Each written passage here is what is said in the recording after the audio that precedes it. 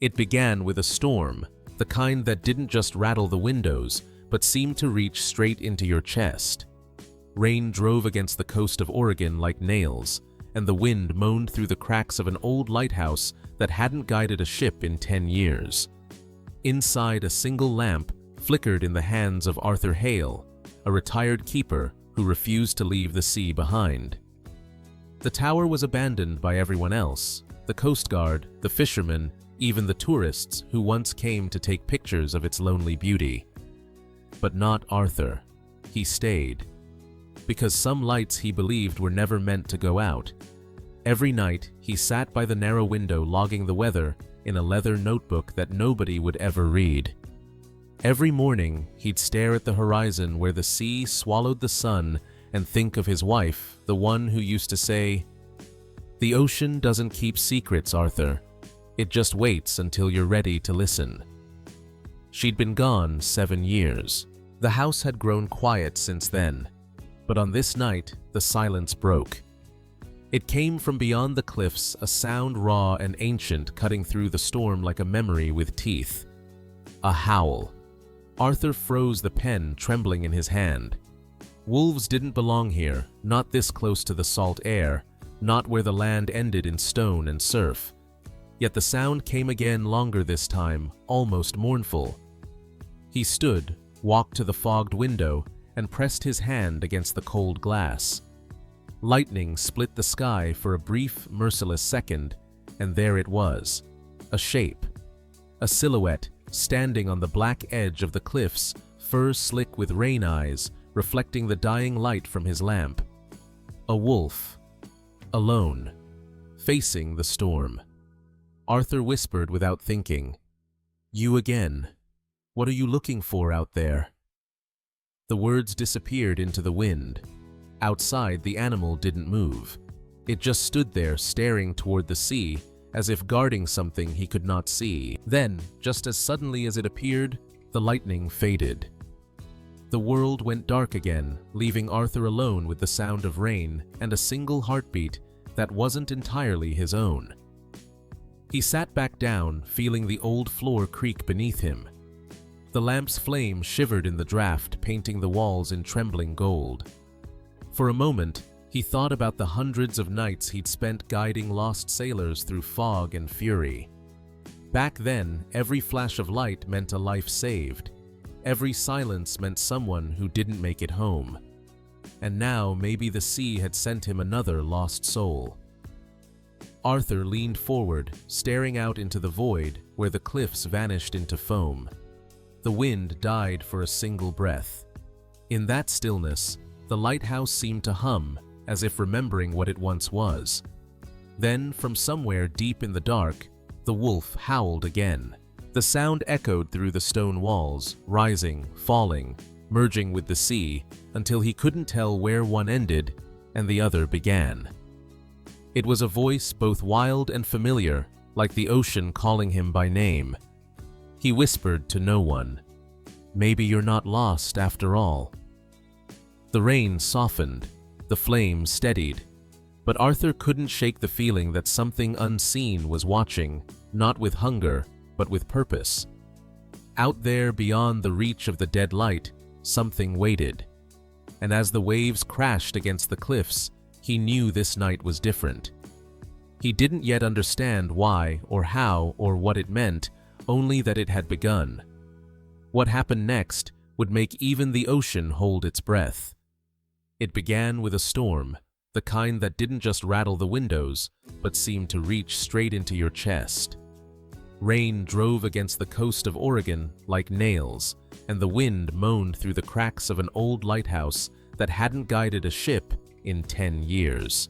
Inside, a single lamp flickered in the hands of Arthur Hale, a retired keeper who refused to leave the sea behind. The tower was abandoned by everyone else, the Coast Guard, the fishermen, even the tourists who once came to take pictures of its lonely beauty. But not Arthur. He stayed, because some lights he believed were never meant to go out. Every night, he sat by the narrow window, logging the weather in a leather notebook that nobody would ever read. Every morning, he'd stare at the horizon where the sea swallowed the sun, and think of his wife, the one who used to say, "The ocean doesn't keep secrets." Arthur, it just waits until you're ready to listen. She'd been gone 7 years. The house had grown quiet since then. But on this night, the silence broke. It came from beyond the cliffs, a sound raw and ancient cutting through the storm like a memory with teeth. A howl. Arthur froze the pen trembling in his hand. Wolves didn't belong here, not this close to the salt air, not where the land ended in stone and surf. Yet the sound came again, longer this time, almost mournful. He stood, walked to the fogged window, and pressed his hand against the cold glass. Lightning split the sky for a brief, merciless second, and there it was. A shape. A silhouette, standing on the black edge of the cliffs, fur slick with rain, eyes reflecting the dying light from his lamp. A wolf. Alone. Facing the storm. Arthur whispered without thinking, "You again. What are you looking for out there?" The words disappeared into the wind. Outside, the animal didn't move. It just stood there staring toward the sea, as if guarding something he could not see. Then, just as suddenly as it appeared, the lightning faded. The world went dark again, leaving Arthur alone with the sound of rain and a single heartbeat that wasn't entirely his own. He sat back down, feeling the old floor creak beneath him. The lamp's flame shivered in the draft, painting the walls in trembling gold. For a moment, he thought about the hundreds of nights he'd spent guiding lost sailors through fog and fury. Back then, every flash of light meant a life saved. Every silence meant someone who didn't make it home. And now, maybe the sea had sent him another lost soul. Arthur leaned forward, staring out into the void, where the cliffs vanished into foam. The wind died for a single breath. In that stillness, the lighthouse seemed to hum, as if remembering what it once was. Then, from somewhere deep in the dark, the wolf howled again. The sound echoed through the stone walls, rising, falling, merging with the sea, until he couldn't tell where one ended and the other began. It was a voice both wild and familiar, like the ocean calling him by name. He whispered to no one, "Maybe you're not lost after all." The rain softened, the flame steadied, but Arthur couldn't shake the feeling that something unseen was watching, not with hunger, but with purpose. Out there beyond the reach of the dead light, something waited. And as the waves crashed against the cliffs, he knew this night was different. He didn't yet understand why or how or what it meant, only that it had begun. What happened next would make even the ocean hold its breath. The third night after the storm, the wind carried no rain, only the ghost of it. The sea had settled into a slow rhythm, breathing in and out like a tired animal. Arthur Hale stood on the balcony of the lighthouse again, the same mug of coffee cooling in his hands, watching the mist drift between the rocks. The days had begun to blur together. He'd spent most of them scanning the cliffs through his old binoculars, searching for what logic insisted wasn't there. But the tracks had been real. The howls had been real. Something was out there, and it had chosen this place, his place to return to. By dusk, the fog thickened into a wall of gray. The sound of the sea was muffled, as if the whole world were holding its breath. Arthur pulled on his coat, grabbed his lantern, and descended the spiral stairs. The metal steps groaned under his weight, echoing into the hollow heart of the tower. Outside, the air tasted like salt and cold iron.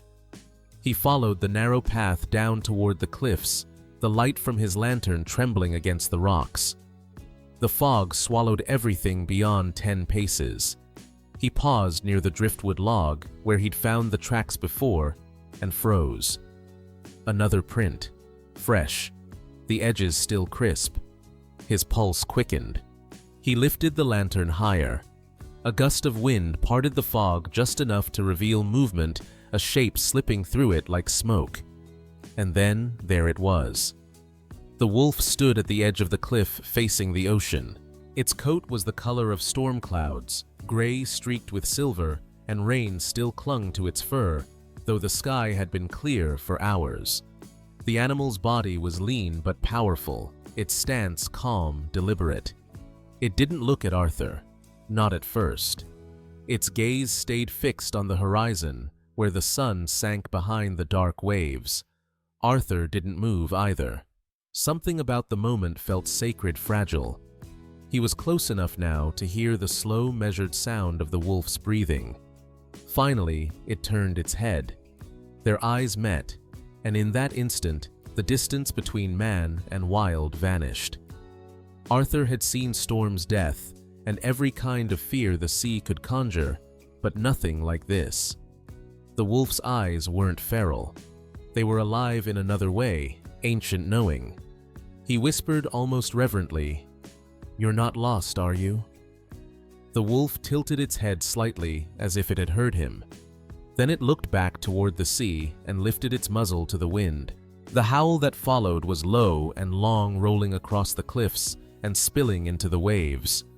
Arthur felt the sound in his chest more than in his ears, a vibration that reached somewhere he hadn't touched in years.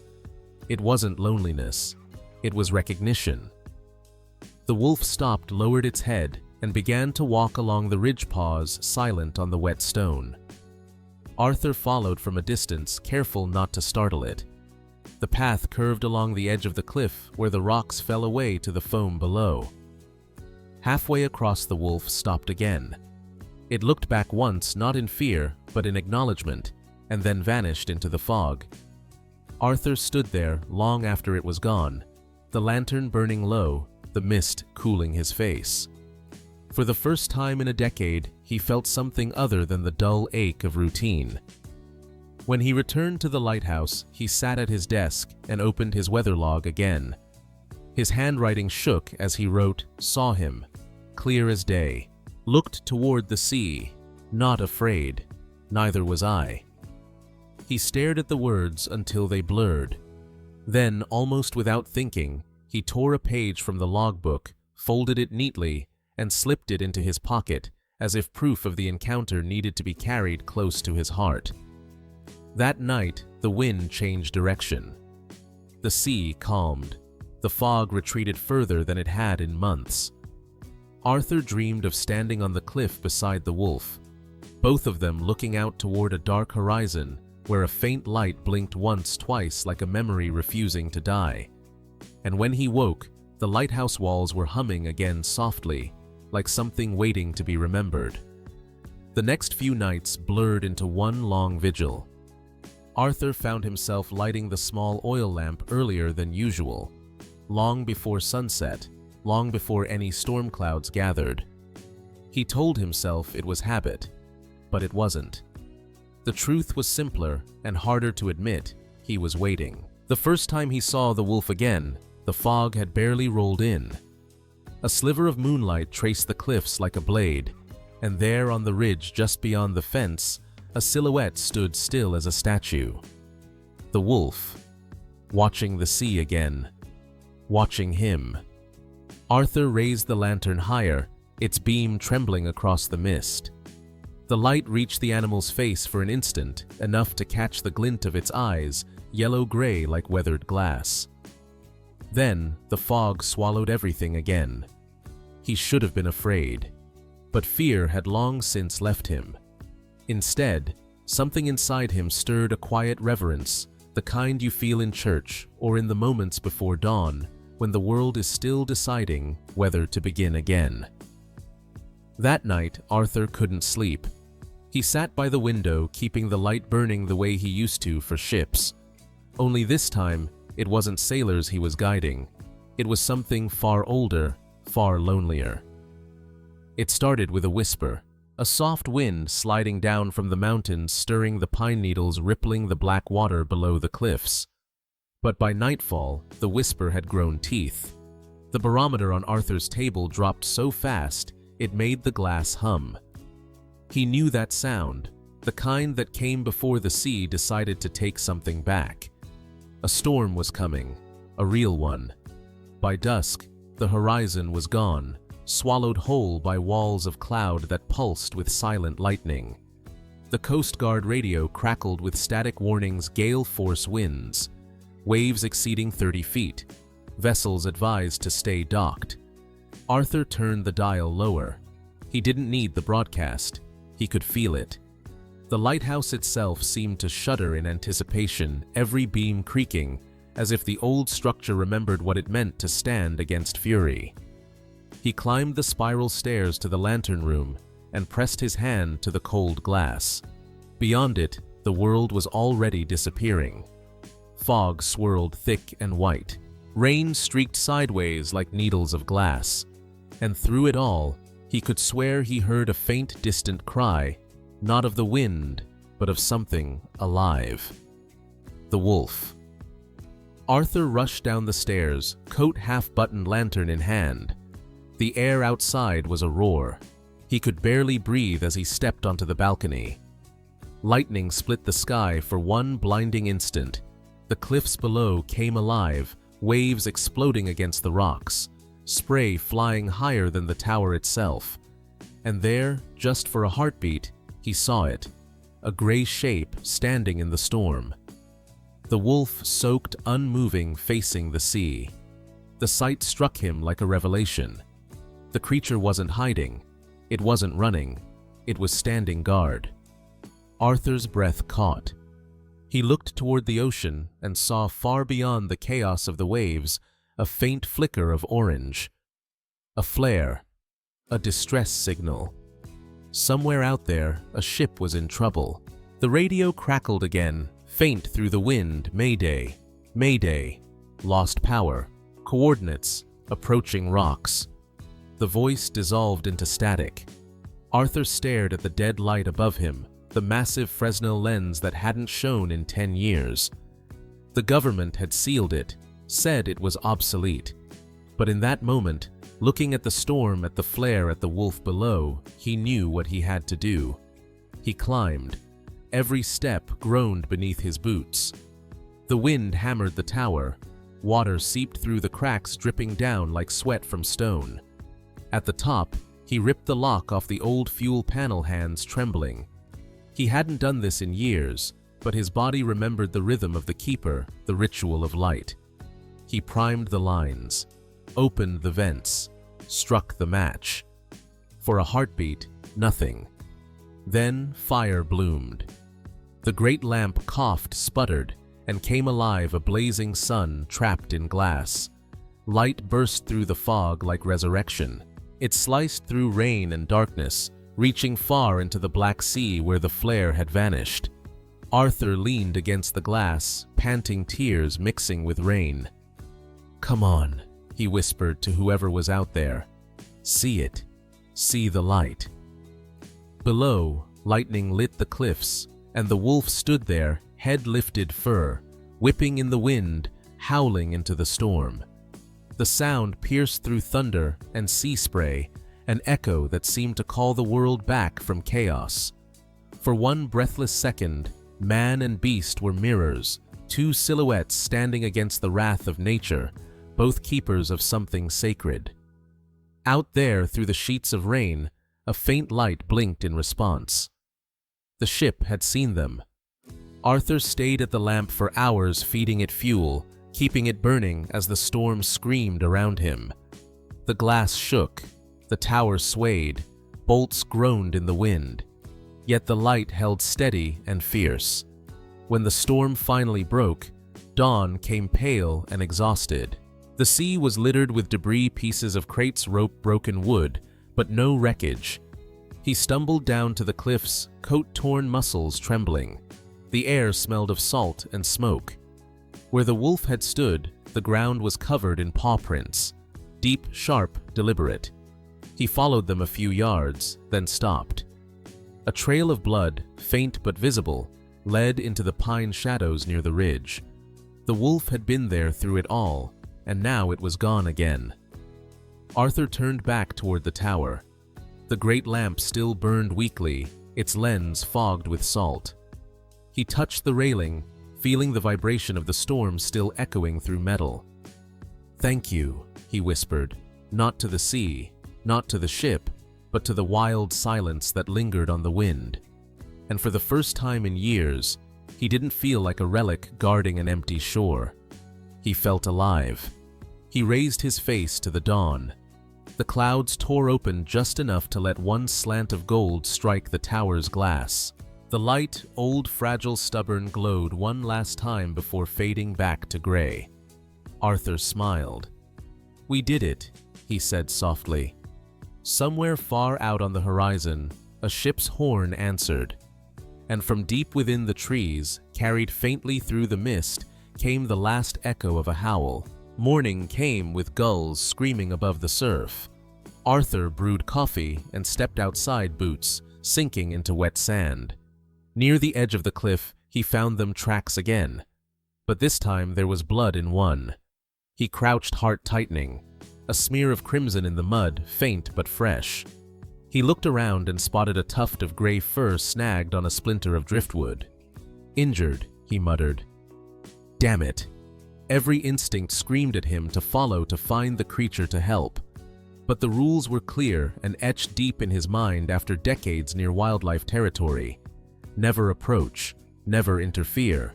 Wolves were protected by law. Touching one could mean a fine or worse. He stood there for a long time, the wind tugging at his coat, the sea growling below. Then he did the only thing he could. That night, he cleaned the old lantern room, wiped the salt off the glass, polished the brass trim, even refilled the ancient fuel system he hadn't touched in years. And when the sky turned black and the fog rolled in, he lit it. The beam cut through the dark like a blade of memory. The lighthouse, long dead, breathed again. From the cliffs below, the sound came almost immediately. A howl.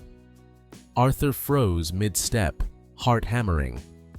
The tone was different now, not the strong, rolling call he'd heard before, but something strained, weaker. Still, it answered the light. He leaned against the railing, eyes scanning the fog.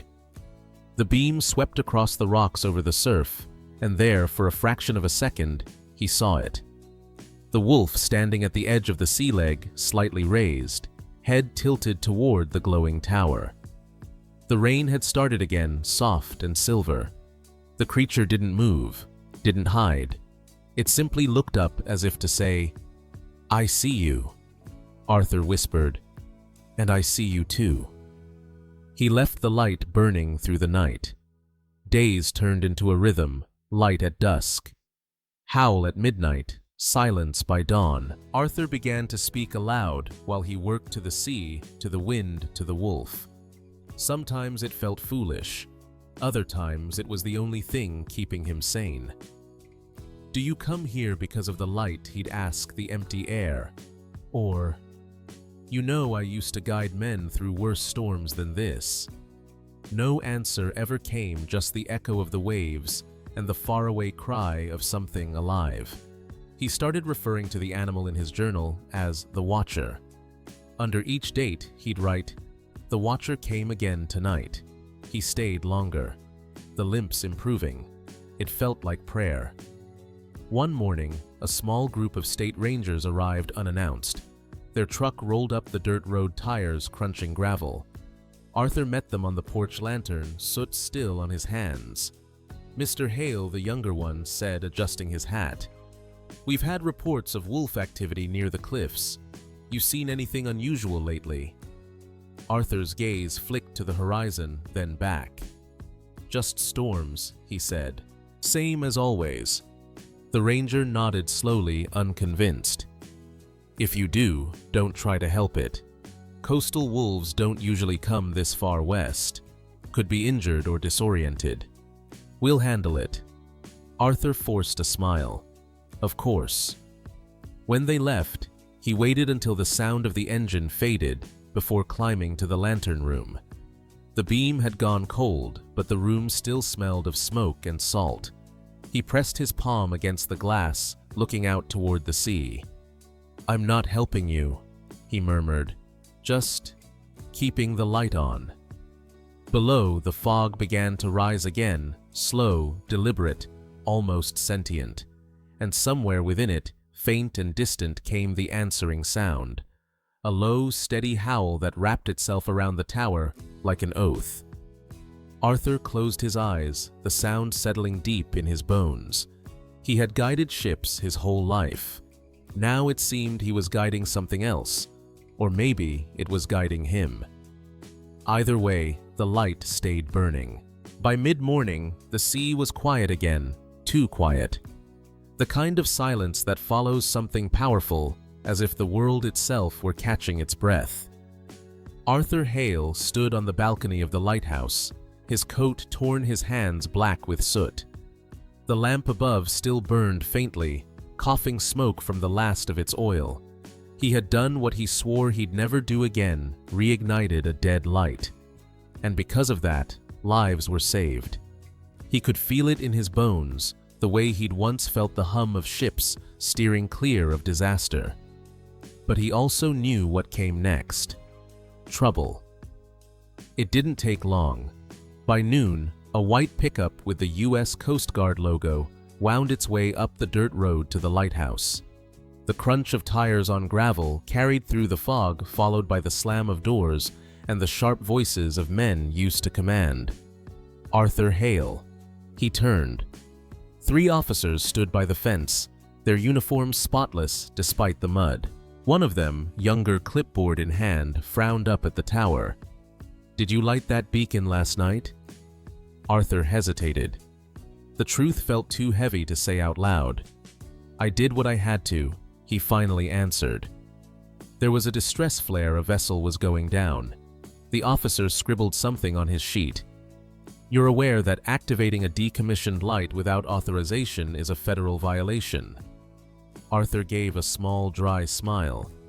"And you're aware that if I hadn't, you'd be pulling bodies out of the water right now." The man's expression didn't change. Bureaucracy rarely blinked at heroism. "We'll need to file a report. You'll likely face a fine. Maybe more." Arthur nodded. "Do what you must." The oldest of the 3 officers lingered a moment longer, looking past him toward the cliffs. "Sir," he said, lowering his voice, "did anyone else assist you during the storm?" Arthur frowned. "No." "Why?" The man pointed toward the rocks below. "There were prints, large ones, not human. We followed them halfway up the ridge before they disappeared." Arthur's pulse skipped. "Wolves," he said softly. The officer shrugged. "Impossible. Too close to the coast. Probably a stray dog."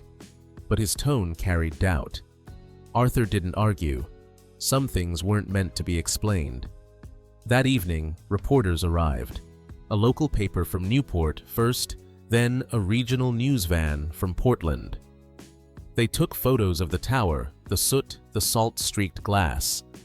One young woman, her hair whipping in the wind, called up to him. "Mr. Hale, locals say there was a wolf seen near the lighthouse the night you relit it. Can you confirm that?" Arthur's grip tightened on the railing. He could have told them the truth, that the wolf had stood in the heart of the storm like a sentinel, that its eyes had reflected the fire of the lamp as if it had been guarding it. But he didn't. He just said, maybe the sea wanted company. The headline the next morning read, "The Ghost Wolf of Yakina Head, the light that saved a ship." The article went viral. Tourists began showing up at the base of the cliffs with cameras and binoculars. Someone even made a Facebook page, "The Phantom Guardian of the Oregon Coast." The Coast Guard wasn't amused. Arthur received an official notice a week later. The letter was short, bureaucratic, and cold. Any further interference with federal navigation property will result in legal action. Please vacate the premises within 30 days. He read it twice, then folded it neatly and set it beside his logbook. The wind outside rattled the window panes. That night, the fog returned. Arthur lit the small lamp in his window, not the great lens this time, but enough to remind him of what the light meant. He waited. For hours, nothing moved, only the slow rhythm of waves against stone. Then, faintly, a shape emerged on the ridge. The wolf. It limped slightly now, but still stood tall, head high, fur glowing silver under the moonlight. Arthur whispered through the glass, "They think you're a ghost." The wolf tilted its head as if the word ghost amused it. For a moment, man and beast watched each other in silence. Then the animal turned, slipping into the forest's edge. Arthur stayed by the window until dawn, heart full of something that wasn't sadness, wasn't fear, but gratitude. He didn't care what the world thought. He knew what he'd seen. And some truths he decided are too wild to survive translation. By the end of the month, the Coast Guard padlocked the base of the lighthouse. Arthur packed what little he owned, a few books, his log, a tin box of photographs, and left the rest. As he turned down the dirt road for the last time, he looked back once. The tower stood silent against the gray sky, proud and empty. But in that silence, he imagined he could still hear a sound drifting through the wind, faint, distant, but real. A howl. He smiled. "Keep watch for me, old friend." Then, he started the engine and drove away, the light fading in his rearview mirror until it became nothing but a memory, and maybe a legend. The lighthouse had never looked smaller. From the road below, Arthur could see its outline against the pale sky, a gray tooth jutting out of the cliffs, swallowed by fog. A no trespassing sign hung across the gate, flapping weakly in the wind. It had been a month since he'd left. He'd tried to live inland in a rented room above a diner in Toledo. The air smelled of coffee and asphalt instead of salt, and the nights were too quiet. No wind, no waves, no light sweeping across the dark. He told himself he'd moved on. But every morning he woke before dawn, heart beating to a rhythm that no longer existed. The silence wasn't peace. It was absence. One morning, as the first rain of autumn began to fall, Arthur packed his things into his truck. No one asked where he was going. He doubted anyone cared. The road to Yakina Head was slick with mud. The wind pushed against the truck like a living thing, as if trying to turn him back. But Arthur kept driving until the land ended and the sea began. He parked near the old service road and started walking. The air was colder than he remembered. Every step echoed against the stones, like footsteps in a church. The lighthouse stood waiting, padlocked and silent, its glass windows clouded with salt. But even through the haze, he could see the faint outline of the great lens dormant, but not dead. He rested a hand on the metal door. It was cold, unyielding. "You did your job," he whispered. "We both did." The wind answered low and steady, carrying with it the familiar tang of the ocean and something else. He followed the smell down toward the cliffs, boots sinking into wet sand. The tide was low, the waves soft and white. For a moment, it almost felt like the sea was asleep. And then, he saw them. Tracks. Fresh, clean, sharp against the smooth sand. Wolf prints. They began at the edge of the pine trees and led straight toward the water. He followed, slow, careful, afraid to breathe too loud, as if he might wake something that shouldn't be disturbed. At the shoreline, the prints continued right into the surf, step after step, until they disappeared beneath the foam. Arthur stopped. His throat tightened. For a moment, he thought he might see a gray shape beyond the waves, but there was nothing, only the endless pulse of the sea, swallowing the evidence, erasing everything but memory. He knelt in the wet sand, one hand brushing the last visible print. It was larger than his palm, perfectly formed, already filling with water. "You made it home," he said softly. "Didn't you?" The sky darkened as rain began to fall again, light at first, then heavier. It soaked his coat, blurred the horizon, and washed the last trace of the wolf away. Arthur stood there until the tide reached his boots. Then he took the old lantern from his bag the small one he'd kept from the tower, and set it gently on the sand. He struck a match, cupping it from the wind, and watched the flame bloom to life. The light wavered, then steadied. For a long time, he simply watched it burn, the glow reflecting in the water like a second sunrise. He thought of the nights he'd spent waiting for ships, for storms, for something wild to answer him from the dark. He thought of the wolf standing beneath the beam, fearless, loyal to something neither of them could name. Maybe that's what faith really was, lighting a flame for someone who might never see it. The wind shifted, carrying the smell of salt and pine and something faintly warm, fur, maybe, or memory. Arthur smiled. "You can rest now, old friend," he whispered. "The light's yours." The flame flickered, danced once in the wind, and then went out, leaving only smoke curling upward, thin as breath, rising toward the gray sky. He turned back toward the cliffs, the sea murmuring behind him. As he walked away, the clouds began to break. Through a thin slit of sunlight, the waves glittered silver. He looked back one last time. For a heartbeat, he thought he saw movement near the surf, a shadow four-legged trotting along the shoreline. But when he blinked, it was gone. Only the endless ocean remained, and the faint echo of a howl carried on the wind, not sad, not haunting, but free. Arthur stood listening until the sound faded, then smiled through the tears he didn't bother to hide. "Goodbye," he said. And this time, it sounded like peace. Winter came quietly that year. The storms along the Oregon coast had eased, and the ocean for once seemed to sleep. Months had passed since Arthur Hale last saw the lighthouse. He now lived in a small cottage inland, tucked between cedar trees and an old creek that whispered at night. The sea was gone from his windows, replaced by moss and stillness. He told himself that peace was what he'd wanted, but peace he found was another kind of silence. Some nights he'd wake just before dawn, certain he'd heard the hum of the lighthouse in the distance, that low metal sigh it used to make when the wind touched it right. Other nights he'd dream of footsteps in the sand, four prints beside his own leading nowhere. He kept the old lantern on a shelf by the window. Sometimes he lit it just to watch the way its glow reached across the walls. It was a smaller light than the one he once guarded, but somehow it felt enough.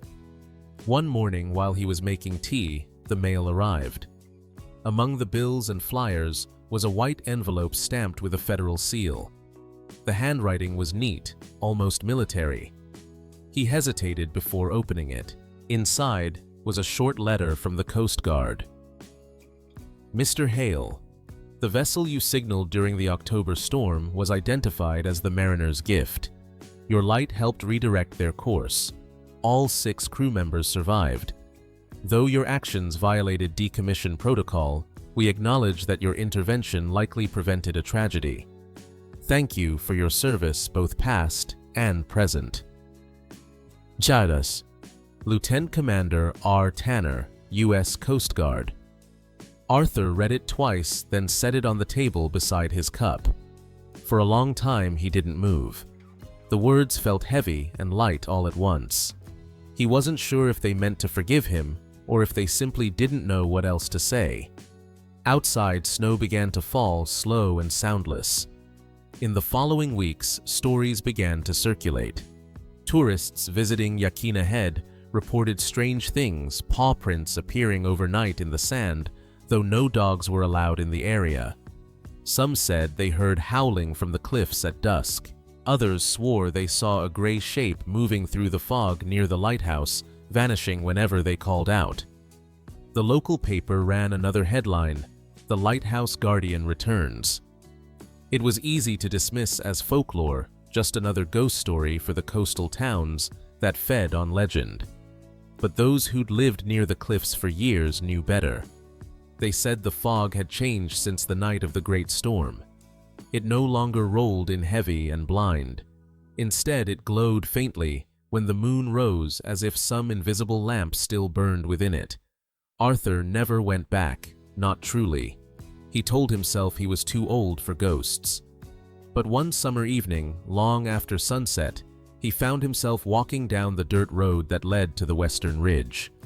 He stopped at the last turn, where the sea could just be seen between the trees. The air was thick with salt again, though the wind carried no sound of waves. He stood there for a while listening. Nothing, until from far away, a single clear howl drifted across the hills. It wasn't loud. It didn't need to be. It was enough. Arthur smiled that quiet kind of smile that comes when memory and truth meet halfway. "Still watching, aren't you?" he whispered. He turned back toward home, the sound still echoing behind him. That night, he dreamed he was standing inside the lighthouse again. The lamp was lit, casting circles of gold across the walls. Outside, the storm was gone, replaced by calm seas and a full moon. A figure stood beside him, not a man, not a shadow, but the outline of the wolf fur gleaming silver eyes, steady and warm. It looked at him once, then out toward the water. Arthur followed its gaze. Far out on the horizon, a ship moved through the dark, guided by a light that came from everywhere and nowhere at once. The wolf turned back to him, and in that silent language that exists between souls, he understood. Neither of them belonged to the storm anymore. They belonged to the light. When he woke, dawn was breaking. The old lantern on the shelf was still burning, though he couldn't remember lighting it. Its flame was small, but steady, the same way it had always been. Arthur sat beside it, watching the light dance across the glass. And for the first time in years, he didn't feel like the keeper of anything lost. He simply felt kept.